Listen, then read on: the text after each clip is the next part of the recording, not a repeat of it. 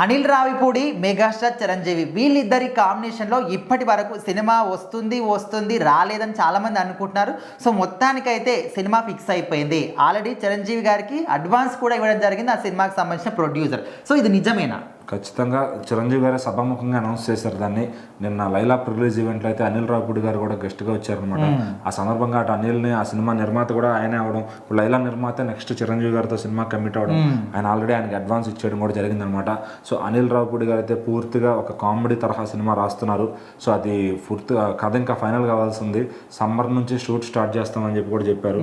So అది shoot start అయిన తర్వాత దగ్గర అనిల్ రావిపూడి గారు 6 monthsలో షూటింగ్ అయితే కంప్లీట్ చేస్తారు. కాబట్టి ఆ కాన్ఫిడెన్స్తో నెక్స్ట్ సంక్రాంతికి అయితే ఈ సినిమాని ఎయిమింగ్ చేస్తున్నారని తెలుస్తుంది.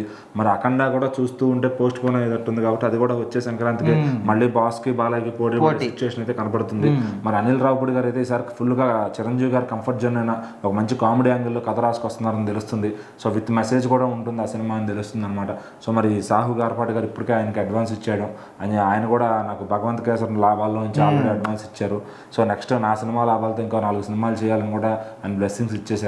మరి అనిల్ రావిపూడి ఉన్న బిజీ చూస్తుంటే ఈరోజు పెద్ద హీరోలను అందరినీ డైరెక్ట్ చేసి మళ్ళీ నెక్స్ట్ యంగ్ స్టార్లను కూడా వెంటనే లాగేసేలా ఉన్నాడు. ఎందుకంటే ఒక స్పీడ్గా చేస్తున్న డైరెక్టర్నే అందరూ ఇష్టపడతారు హీరోలను. ఎందుకంటే వాళ్ళు టైం వేస్ట్ చేయకుండా ఉన్న సినిమాను ఉన్నట్టు నీట్గా తీస్తే, వెంకటేష్ గారు లాంటి ఆయనకి నెక్స్ట్ హిట్ ఇచ్చారంటే ఖచ్చితంగా మరి అలాంటి డైరెక్టర్లు చాలా అవసరం మన ఇండస్ట్రీకి. సో అట్లాంటి వాళ్ళు ఒక 5-6 ఉన్నా కూడా సంవత్సరానికి మంచి హిట్ సినిమాలు పడతాయి అని చెప్పి అందరూ అనుకుంటున్నారు. మరి చిరంజీవి గారు కూడా ఆటోమేటిక్గా టాలెంట్ ఎక్కడ ఉంటే అక్కడ వచ్చేస్తారు కాబట్టి వాళ్ళని బ్లెస్ చేస్తారు. కాబట్టి ఇప్పుడు అనిల్ రావిపూడి గారిని అయితే ఈ సినిమాకి ఆయన చెప్పిన కథకు ఓకే చెప్పినట్టు తెలుస్తుంది.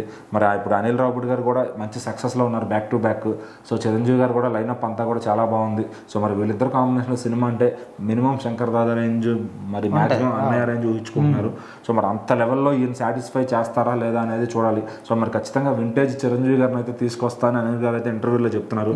మరి చిరంజీవి గారు కూడా కన్ఫర్మ్ చేశారు ప్రాజెక్ట్ అయితే సమ్మర్ నుంచి స్టార్ట్ అవుతుందని.